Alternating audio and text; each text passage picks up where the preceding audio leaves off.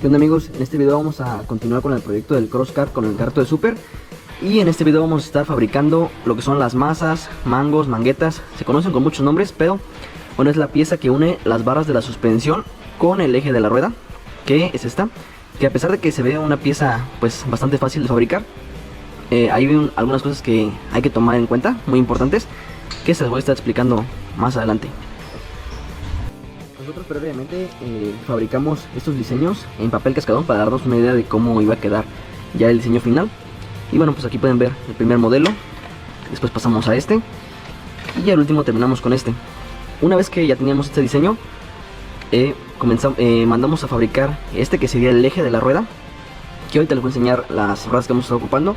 Pero bueno, este entraría en lo que es aquí así, obviamente ya en la pieza fabricada de metal, pero bueno, quedaría algo así.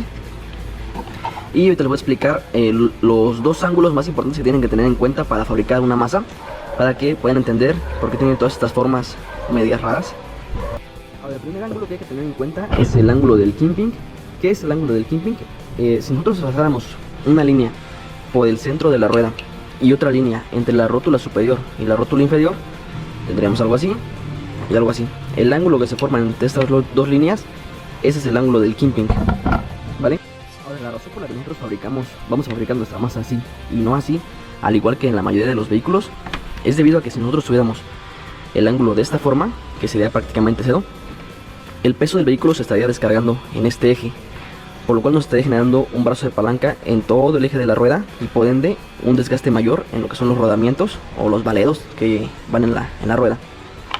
Ahora, una de las principales razones por las que el ángulo del kimping se ocupa de esta forma y no de esta es porque al momento de que giremos la dirección, la masa no solo va a girar en esta forma, sino de que todo el eje va a trazar algo así como un arco. Va a ser algo así. Aquí estoy exagerando el movimiento, pero bueno, va a ser algo así. ¿Qué va a generar eso? Que cuando nosotros giremos la dirección, el auto, la parte de enfrente del auto va a tender a subir, al igual que cuando giremos para acá, igual va a tender a subir. Por ende, cuando nosotros tengamos la dirección totalmente derecha, va a ser la parte más baja, ¿vale? ¿Qué va a generar esto? Que va a generar retornabilidad en el volante y estabilidad. ¿Por qué? Porque cuando gires el volante, va a levantarse la parte de enfrente del vehículo y el propio peso del vehículo va a querer regresar toda la dirección a su estado de reposo, lo cual va a generar mayor estabilidad tanto en bajas velocidades como en altas velocidades. Ahora, otra cosa que va a generar este efecto es que cuando esté yendo el auto de forma derecha y tú quieras girar el volante, vas a sentir una pequeña resistencia en el volante, lo cual se va a traducir en una mayor sensibilidad de la dirección y por ende pues vas a sentir el vehículo un poquito más estable, que es lo mismo que pasa en la mayoría de los vehículos. Cualquiera que haya manejado un auto se habrá dado cuenta que tú giras el volante y cuando sueltas siempre tiende a regresar al centro, ¿vale? Esas son las dos principales ventajas del ángulo del kimping. Ahora, hay muchísima más información sobre este ángulo. Bien, podríamos hacer un video de una hora solamente hablando de este ángulo, pero bueno, yo traté de resumirlo un poquito y para que fuera fácil de entender. Ahora, ¿cuánto nosotros le dimos del ángulo del kimping? Nosotros usamos 12 grados. Generalmente entre 8 y 14 grados va a funcionar bien. Ya va a depender de para qué quieras el vehículo, si va a ser un vehículo para off-road, para pista, para lo que como les digo, hay muchísima información sobre este ángulo. Como nosotros obtuvimos esos 12 grados, nosotros trazamos una línea en el centro de lo que sería la rueda y medimos la distancia hasta esta parte de acá.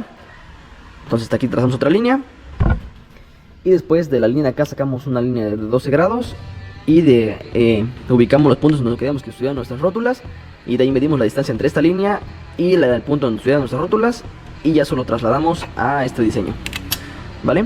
Y bueno, eso sería lo que es el ángulo del kimping. Y ahora les voy a explicar lo que es el ángulo del caster. Que el ángulo del caster se puede ver si viéramos la parte lateral del vehículo, que sería así, que aquí iría la rueda. Sería el ángulo que igual se forma entre la rótula superior y la rótula inferior, pero en ese sentido. Anteriormente lo habíamos visto así, ahora es así. Ahora, como les digo, el ángulo del caster, como ya les mencioné, es el ángulo que se forma entre la rótula superior y la inferior viéndolo desde esta perspectiva, y lo podemos tener positivo. Ahorita imaginen que la parte frontal del vehículo está de este lado y la parte de atrás pues es acá, ¿vale? Entonces cuando tenemos la línea, el vehículo así, y trazamos una línea por el centro del neumático, y esa línea digamos que termina aquí, ¿no? Así. Entonces cuando esta línea termina por enfrente de esa, tenemos un caster positivo. Y si esto fuera así, si terminara, si esta línea que trazas acá, de aquí a aquí, fuera así, tendríamos un caster negativo o un caster neutro, en el caso de que las dos líneas estuvieran paralelas, ¿vale? Del caster negativo no vamos a hablar porque ese prácticamente pues no se ocupa. La mayoría de los vehículos ocupan caster 0 o positivo. Ahora, el efecto que genera este ángulo va a ser principalmente para darle estabilidad al vehículo, y la forma más fácil de observarlo es en estas rueditas, que incluso algunas personas las conocen como ruedas caster, que si nosotros las observamos podemos ver que el eje donde se descarga el peso está aquí. Si prolongamos lo que es esta parte del centro del eje, podemos ver que está por delante de lo que es la línea del centro del neumático, de la llanta aquí. Si hiciéramos una línea aquí, se descargaría el peso aquí, pero lo que es el eje termina por enfrente de la llantita. Ahí se puede ver. Ahora, si nosotros corremos la llanta en este sentido, pueden ver que se mantiene derecha. Pero si quisiéramos ir así, automáticamente la llanta lo que quiere es girarse. Miren, vamos otra vez. ¿Ven? Y de nuevo. Ahí. ¿Vale? Eso es lo que nos va a ayudar lo que nos va a ayudar este ángulo, que es a darle estabilidad al vehículo, que estamos haciendo prácticamente lo mismo que está pasando en esta ruedita, que así podemos ir rápido y la llanta se mantiene derecha, pero en este caso no se puede, ¿vale? Ahora, también este ángulo depende mucho de para qué vayas a ocupar el vehículo. Generalmente autos que alcanzan velocidades pues más altas tienden a ocupar mayor cantidad de caster. Y bueno, nosotros también, al igual que acá le dimos 12 grados aquí, a este le dimos 10 grados de ángulo de caster, ¿vale? O ángulo de avance también se le llama. Otro lugar donde se puede observar fácilmente lo que es el ángulo del caster o el ángulo de avance es en la suspensión delantera de las motos. Si observamos lo que son las barras delanteras, podemos ver que están puestas en un ángulo así y la llanta va en esta parte. Entonces si prolongamos la línea de las barras, también encontramos con que se descarga por adelante de la llanta, ¿vale? Y bueno, esos son dos de los ángulos más importantes que se tienen que tomar en cuenta a la hora de fabricar una masa. Como les digo, los traté de resumirlo lo más posible y de presentarles lo más importante de estos ángulos. Pero bueno, hay muchísima más información en internet sobre estos. Pero bueno, ya es información muy técnica y complicada. Pero bueno, eso es lo más fácil. Si es que están construyendo un kart o algo así como lo de nosotros. Y bueno, ahorita vamos a empezar a fabricarlas ya en metal. Y bueno, vamos a dejar esto por acá. Y bueno, para fabricarlo vamos a estar ocupando esta lámina. Ahorita les digo el espesor. Y como ya les mencioné antes, nosotros mandamos a fabricar al torno estos ejes, que esto va a entrar en la parte de acá ya cuando esté hecho en metal, y esto va a entrar en donde son los rodamientos, ¿vale? Estas son las rótulas que vamos a estar ocupando. Van a ir algo acá así y así, y ya en esta parte van a ir unidas a lo que son las horquillas, ¿de acuerdo? Estas son las ruedas que vamos a estar ocupando para nuestro Carcross. Bueno, nuestro mini Carcross. Son llantas de motoneta, son de acero. Yo creo que más adelante vamos a estarlas ensanchando un poco, porque como pueden ver son bastante delgaditas. Pero bueno, lo importante aquí es que originalmente estas tenían un rodamiento con el centro de 10 milímetros, lo cual nosotros se los quitamos y se los cambiamos por estos rodamientos que la parte exterior es igual, pero el centro es de 15 milímetros, y en base a esos mandamos a hacer estos ejes.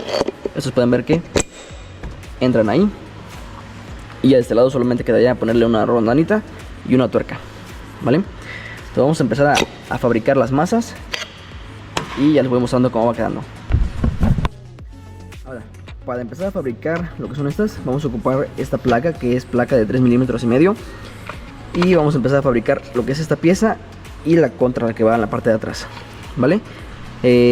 Como queremos que este hoyo nos entre justito lo que es el eje y nos quede bien paralelo a lo que es este plano, lo que vamos a hacer primero es hacer el hoyo. En lugar de cortarla, primero vamos a hacer el hoyo para que nos quede también bien centrado, ¿vale?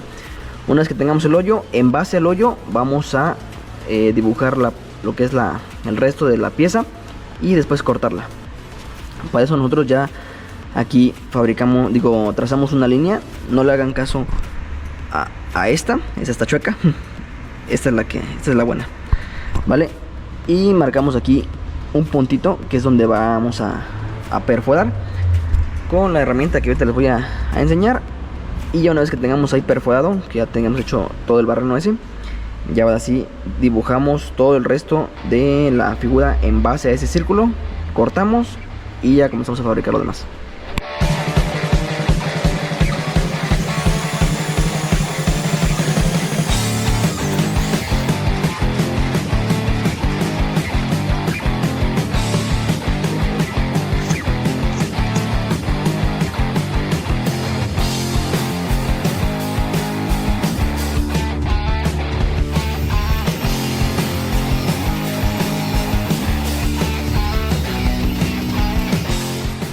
Ya tenemos aquí las 5 piezas con las que vamos a hacer la base principal de lo que es la masa.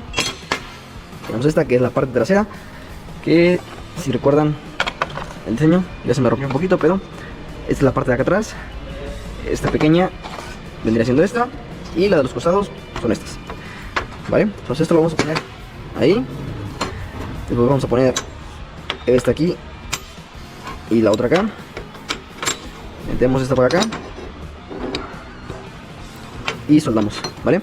Todo eso lo vamos a hacer en la prensa porque tenemos que hacer que este eje nos quede bien perpendicular a lo que es este plano, porque si nos queda un poquito así o como sea, pues la llanta ya no iría bien derecha. De hecho creo que no podría funcionar así, pero bueno, vamos a prensar aquí el eje despacito para no dañar la cuerda, y con unas pinzas de presión vamos a sostenerla de acá. Ahorita les voy a explicar allá en la prensa para que más o menos vean cómo va a quedar. Y así es como vamos a soldar primero lo que es el eje a la parte trasera. Pueden ver que sostuvimos la placa con estas pequeñas otras placas en las pinzas de presión. Y bueno, en la parte trasera esto ya quedó bien fijo. Y el eje lo sostuvimos con la misma prensa, ¿vale? Ahora, ¿por qué sostengo el eje y no simplemente lo pongo? Porque al momento de soldar, el mismo calor de la soldadura tiende a jalar las piezas. Entonces si nosotros damos un punto aquí, puede ser que el primer punto jale el eje hacia un lado, y eso ya va a hacer que quede chueco, ¿vale? Entonces ahí ya nos aseguramos de que no se mueva. Es muy difícil que la fuerza de la soldadura supere la fuerza de la prensa. Entonces ya eso ahí nos va a asegurar que quede bien fijo. Al igual estamos seguros de que está bien planita, solamente porque tiene estas pequeñas soldaduras, pero eso no le hagan caso. Aquí donde está asentada la placa no hay nada, está totalmente plano. Pero bueno, entonces vamos a soldarle todo esto de acá, y de ahí ya colocamos las siguientes piezas.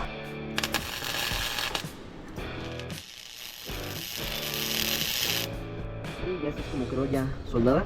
Ya le quité las pinzas de presión y ya le di también una cepillada, porque como estoy soldando con soldadura Fluxcore, pues esa deja mucha mugre, pero ya después le quitas con el cepillo y ya queda bien. Vale, entonces ahorita vamos a soldar la placa de arriba y las dos laterales, y también vamos a puntearlas.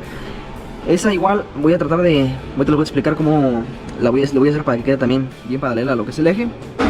Que bueno, eso también se va a ayudar con lo que son las placas laterales, ¿vale? Ahí ya dejamos posicionar las piezas, las laterales y la parte de arriba. Pueden ver cómo las prensamos con estas piezas acá y esta pequeña placa que las presiono las dos al mismo tiempo. Ahora pueden ver que no las dejé bien al ras. Ahí se alcanza a ver. Hay un pequeño saquecito entre las placas.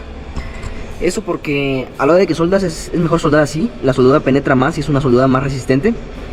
Entonces hay que dejar un pequeño saquecito en todas las uniones. De hecho se podría un poquito más, pero por el tema de que está todo ahí medio todavía suelto, yo lo voy a dejar así. Y vale, le voy a dar ahí y ya les muestro cómo va quedando. Ahora, en el caso de esta placa solamente va a ir soldada por la parte de afuera, porque ya llegarla allá adentro. Ya no llego con la máquina que tengo.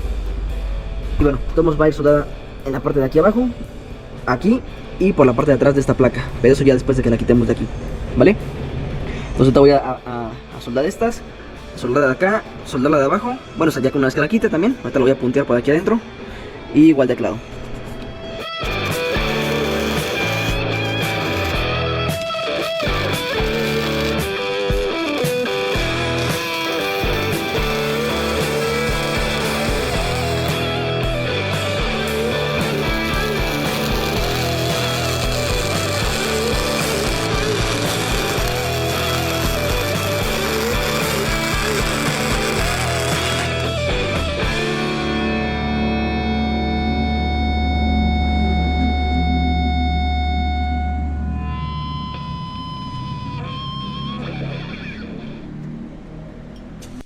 Y bueno, ya después de limpiar las soldaduras, ya así quedó.